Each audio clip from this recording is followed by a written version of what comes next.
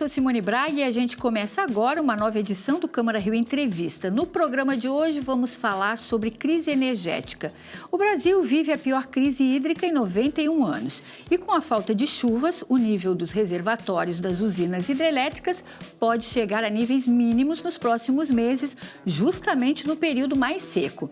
A previsão está em um relatório do órgão Operador Nacional do Sistema Elétrico, o ONS, órgão responsável pela coordenação e controle de operação das instalações e transmissão de energia elétrica do país, que também faz um alerta para possíveis cortes de energia nas regiões Sudeste, Centro-Oeste e Sul por causa da seca. E não é a primeira vez que o país enfrenta crises de energia. Entre 2001 e 2002, o Brasil enfrentou cortes programados no fornecimento de energia, os chamados apagões. O objetivo era economizar energia e assim tentar evitar o colapso do sistema. Mas como chegamos a esse ponto? O que pode explicar os baixos níveis dos reservatórios e se existe algum risco de desabastecimento de energia nos próximos meses? Para falar sobre estes e outros assuntos, eu recebo agora o Cláudio Salles, presidente do Instituto Acende Brasil desde 2003 e trabalha no setor elétrico há mais de 25 anos. Cláudio, obrigada pela sua participação, bem-vindo aqui à nossa entrevista. Com prazer, com prazer. E eu já começo lhe perguntando. A pergunta que causa aquele pânico em todo carioca, em todo brasileiro. Existe uma previsão aí para termos um apagão daqui a uns meses? E pretendo explicar como chegamos nessa situação, mas respondendo de forma bem direta, a situação de hoje tem que ter, claro, uma diferença entre o que seria o racionamento de energia, e a gente tem exemplo da memória recente, cerca de 20 anos atrás, né? Entendendo o racionamento como a falta de energia para atender a demanda por um período, né? E aí o corte forçado, o racionamento, o corte forçado do consumo, que no caso foi de 20% por vários meses, até que, enfim, se tivesse condição de atender novamente a carga como ela vinha, né? Então, isso é o racionamento. O apagão, eu defino como uma coisa diferente. É um momento em que naquele momento, exatamente, você não tem a capacidade de atender a demanda de energia. Tem que lembrar que o consumo de energia ele não é uniforme ao longo do tempo, ele não é uniforme sequer ao longo das horas do dia, nem dos dias da semana, nem das semanas do mês, e assim por diante, né? Você tendo um dia, por exemplo, você tem no meio da noite o consumo muito baixo, né? Na medida que a atividade econômica das pessoas começa a partir da manhã, esse consumo ele vai subindo, atinge o máximo um pico de consumo, um pico de demanda, é a expressão que se usa, geralmente no finalzinho da tarde, né? E depois volta a cair na medida que a noite avança, né? Então, num dia típico, a quantidade de energia que é necessária, demandada e consumida no dia, é como se fosse a área dessa curva, né? Enfim, agora, como não é uniforme, você tem que ter capacidade de atender aquele pico, aquele momento de pico. Então, a situação que nós temos hoje é uma situação em que você tem energia para atender, enfim, a demanda do consumo, enfim, nos níveis que temos hoje, porém, está crítica a capacidade de atender a demanda de pico, né? Então, respondendo da maneira não tão sintética assim a sua pergunta, Simone, enfim, qual é o risco que nós corremos? Eu não vejo risco de racionamento, do tipo que eu descrevi, né? Mas vejo sim, né, que, enfim, até que volte a temporada de chuvas, que começa no final do ano, né, nós possamos ter algum momento em que, lá pelas tantas, em determinado horário do dia, em determinada região, essa demanda de pico possa não ser atendida. E aí correríamos, sim, o risco de ter apagões, que podem ser de horas, enfim, pode atingir uma área muito pequena, pode atingir uma área maior, mas é diferente de uma situação de racionamento. Agora, então, nesse momento, o que seria necessário para que a gente pudesse, né, a população, enfim, os órgãos públicos, pudesse contribuir para que a gente não chegasse nessa situação? Ainda há uma salvação, né, para a gente não chegar nesse momento. Sempre se tem soluções ou maneiras melhores de se fazer as coisas, né? E se aprende muito com a experiência, né? Eu posso lhe dar a resposta a essa sua pergunta de duas maneiras. Uma bem objetiva aqui, para o espectador que está nos vendo. Diante desse caso, o que o indivíduo pode fazer? Entender o indivíduo como indivíduo, a pessoa, na sua família, na sua casa, etc., ou o indivíduo na sua empresa, na sua atividade econômica que desenvolva de uma forma mais ampla, né? Usar cada vez mais racionalmente a energia, né? Não desperdiçar, número um. Número dois, evitar o consumo na hora de ponta, né? Enfim, se nesse horário, enfim, uma curva típica de consumo do dia, né? Nesse horário, no fim da tarde, onde esse consumo está aqui bem mais alto, né? Se evita que o consumo seja feito nesse horário e possa distribuí-lo ao longo de outras horas do dia, você está aumentando a segurança energética, diminuindo certamente o risco da incidência de algum tipo de apagão. Então, são duas iniciativas importantes. Essa segunda, já engrenando aqui uma segunda na minha resposta, né? Essa segunda, ela precisaria ter incentivos, né? Para que isso de fato aconteça. Por que o indivíduo, a empresa, uma pessoa, vai mudar seus hábitos para enfrentar isso, né? Acho que o principal incentivo está na informação, né? Na medida que a sociedade é informada sobre isso, eu acredito na racionalidade do pensamento coletivo, né? Então, se eu posso consumir de uma maneira diferente, eu faço. Se isso não me trouxer a transtorno maior, nem prejuízo para a minha atividade econômica. Mas vale muito também o incentivo econômico. Funciona, né? Até já existe na regulação tarifária, nas regras da tarifa da conta de luz, a possibilidade para que um consumidor qualquer, na sua residência, use o que tem o nome de tarifa branca. O que é a tarifa branca? É uma tarifa, em vez de ser uniforme com uma tarifa que nós consumidores pagamos nas nossas residências, a mesma tarifa sempre, independente do horário, ela é diferenciada. Nos horários em que, enfim, o nível de consumo, lembrando sempre daquela curva de consumo diária, nesses horários em que o nível de consumo é muito baixo, né, a tarifa é bem baratinha comparado com a tarifa que se paga hoje. Por outro lado, naquelas 3 horas que ficam geralmente o horário de pico, ela é bem mais alta, né? Então, para um indivíduo que olha para a sua conta de luz e diz, olha, eu consigo mudar meus hábitos, né? Eu consigo deixar de tomar banho de chuveiro elétrico enfim, exatamente no horário de pico, às 7 horas da noite, né? Eu consigo juntar toda a minha roupa e só rodar a máquina de lavar fora desse horário de ponta, eu rodo de manhã, eu deixo para ela rodar de noite, de madrugada, né? Ferro de engomar também eu só vou... Enfim, todos os aparelhos domésticos que são consumidores, ar-condicionado para aquela camada da população que consegue ter de nível econômico mais alto, que consegue ter esses equipamentos, enfim, se eu racionalizar isso, né, eu consigo ter o meu consumo de energia acontecendo nesse período de tarifa mais barata, né?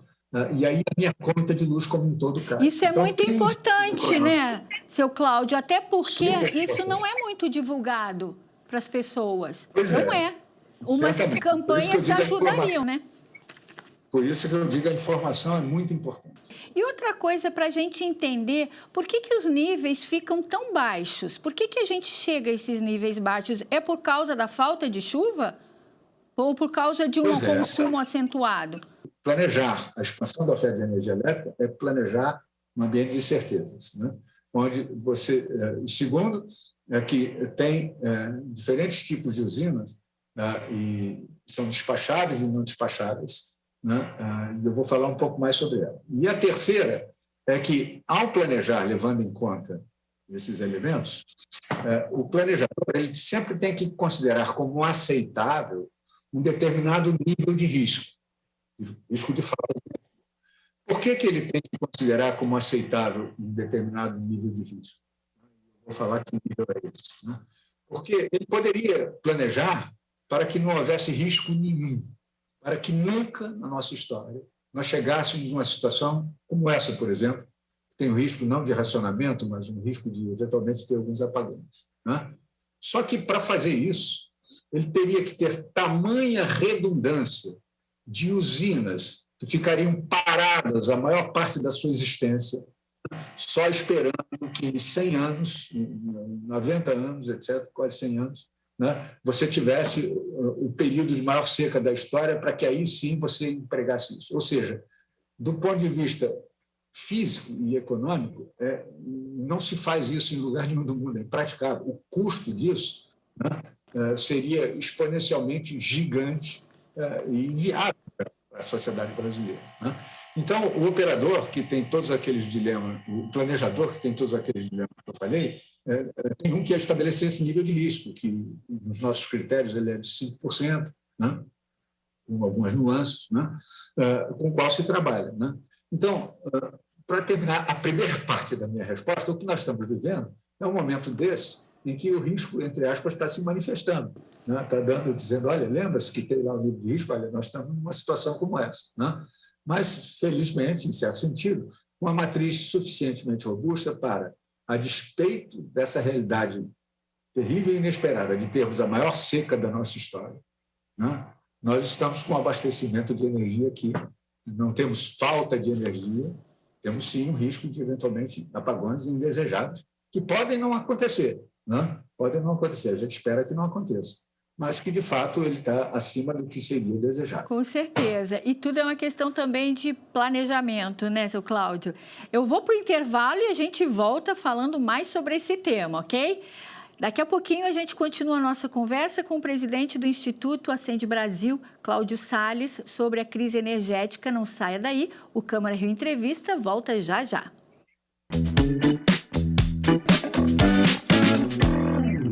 O Câmara Rio Entrevista está de volta e hoje nós estamos falando sobre a crise energética. E quem esclarece as nossas dúvidas é o presidente do Instituto Acende Brasil, Cláudio Salles. Cláudio, continuando aqui o nosso bate-papo, eu vou lhe fazer uma pergunta assim também, que é uma dúvida minha também, né? Por que nós ficamos dependendo das chuvas em pleno século XXI? Não existe outra forma? Pois é. Deixa eu recuperar aqui um pouquinho do que eu falei aqui atrás, que tem a ver com a nossa matriz elétrica como um todo, né? Que é uma matriz elétrica de fazer inveja à maioria dos países, sua diversidade, né? Quando você vê os países da América do Norte e da Europa, enfim, da Ásia, lutando ferrenhamente para limpar um pouco a sua matriz energética, né? O Brasil tem uma matriz predominantemente limpa, né? Graças principalmente à contribuição da geração hidrelétrica, né? Que é mais de 60% do nosso consumo, né? Mas também dessas outras fontes que aqui no Brasil são extremamente eficientes, né? A produtividade da geração eólica no Brasil é muito maior, às vezes quase que dobro de eficiência que vemos na Europa. Do mesmo jeito, a geração solar é fácil de imaginar o que é o sol no nosso sertão e o que é o sol no norte da Dinamarca, né? Enfim, isso tudo é uma benesse com a qual nós contamos, né? Agora, como toda benesse, tem um certo dever de casa, né? Que é planejar bem, tendo em vista as características específicas de cada uma dessa fonte, né? No caso da geração hidráulica, das hidrelétricas, né, que você perguntou, e tem a ver com reservatório, nós temos alguns problemas que, no mínimo, temos que enfrentar hoje, mas que já poderiam ter sido melhor enfrentados no passado, né? O primeiro deles tem a ver com o uso crescente dos recursos hídricos para outros fins que não apenas para operação de energia elétrica, né? Então, tem aumentado muito a retirada de água dos reservatórios, tem a ver com a questão da produtividade das usinas hidrelétricas, né? É fácil de entender isso, né? Quer dizer, uma usina hidrelétrica, a sua produtividade tem muito a ver com a queda d'água, né? Se nós estamos quase que, enfim, já por muito tempo, sempre trabalhando com níveis de reservatórios muito baixos, né? Em vez de trabalhar no nível ideal da operação, que seria que ele está trabalhando muito baixo, a produtividade dessas hidrelétricas ela cai muito. O problema é que os modelos oficiais, né, que tratam isso, que é um modelo oficial, nós temos um modelo chapa branca aqui no Brasil, que obrigatoriamente é usado pelo Operador Nacional do Sistema e pelo planejador do sistema, eles não incorporam integralmente essa questão da produtividade. Então, o que eles indicam como a ordem de mérito de acionamento das usinas é, entre aspas, falsamente otimista, né? Ele pressupõe uma capacidade de gerar que não existe. Tanto isso é verdade que o Operador Nacional do Sistema, que com esses modelos oficiais teria ou tem definido o output dos modelos, é a ordem de mérito de acionamento das usinas, quer dizer, a cada momento ele diz que usina operar, né? Sempre tendo em vista a segurança energética e o menor custo possível, né? Maximizar a segurança e diminuir o custo, né?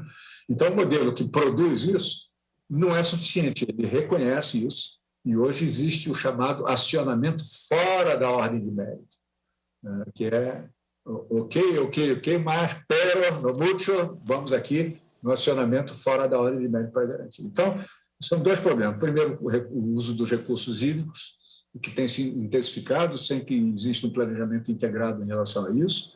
Número dois, a questão da produtividade das hidrelétricas, que não é incorporada nos modelos. E número três, é importante e relevante também, é que as usinas hidrelétricas, porque a nossa... anteriormente, como a nossa matriz elétrica ela tem se expandido principalmente com a geração dessas fontes inflexíveis ou não despacháveis, eólica, solar, enfim, coisas desse tipo, e até hidrelétricas a fio d'água, né? Porque elas oferecem preços de energia mais competitiva, isso está requerendo que as usinas hidrelétricas operem como se fosse um regulador da frequência do sistema, mais do que otimizar o uso da água, mesmo o metro cúbico de água que ele tem, né, para enfim, produzir energia elétrica, está utilizando isso simplesmente para serviços, tem um palavrãozinho no setor, que são serviços ancilares, né, que é, digamos, a prestação, vamos entender assim, a prestação de serviços de suporte para que o sistema funcione, ou seja, regulando a frequência em função da entrada massiva de energia proveniente dessas fontes que não são despacháveis, que não são reguladas na sua forma de operar, né? Então, essas três coisas nos trazem a situação que temos hoje. Agora, em relação à bandeira vermelha, que acaba caindo na conta do consumidor, e o uso das termoelétricas, isso seria o suficiente, ou é o suficiente, falando assim, para evitar o desabastecimento? Pois é, antes de dizer se é suficiente ou não, tem que dizer que, dada a situação que nós temos hoje, ele é necessário, né? Se não está faltando energia, é porque as usinas termoelétricas estão todas acionadas, né? Então, é necessário, sim, né? E a robustez da matriz elétrica ela pode ser definida com uma capacidade de atender, mesmo em momentos mais observado um certo nível de risco que você tem que assumir, como esse que nós estamos expostos, né? Então, ele é necessário. Número um. Número dois, sim, implica um custo adicional, né? Porque, lembra-se, quando eu expliquei que o operador ele tem lá uma ordem de mérito que ele persegue, né, sempre despachando ou acionando as usinas, quer dizer, se a demanda está aqui, né, ele aciona essa usina mais barata, depois essa segunda mais barata, segunda mais barata, ele vai acionar até atender a demanda, né? E aí, digamos que ele conseguiu atender essa demanda só com usinas baratinhas, feliz, né? Hoje, a demanda está aqui, né? Mas ele acionou todas as mais baratas e ainda não conseguiu atender, então ele vai acionando a segunda mais cara, a terceira mais cara, assim por diante até... E hoje já está no nível onde ele está acionando praticamente todas essas usinas termoelétricas disponíveis para poder atender essa demanda do momento. Cláudio, obrigada pela sua participação. E o Câmara Rio Entrevista dessa semana fica por aqui. Acompanhe as novidades da Câmara no nosso site, câmara.rio, e também nas nossas redes sociais pelo @Câmara Rio. Muito obrigada pela companhia e até o próximo encontro. Tchau!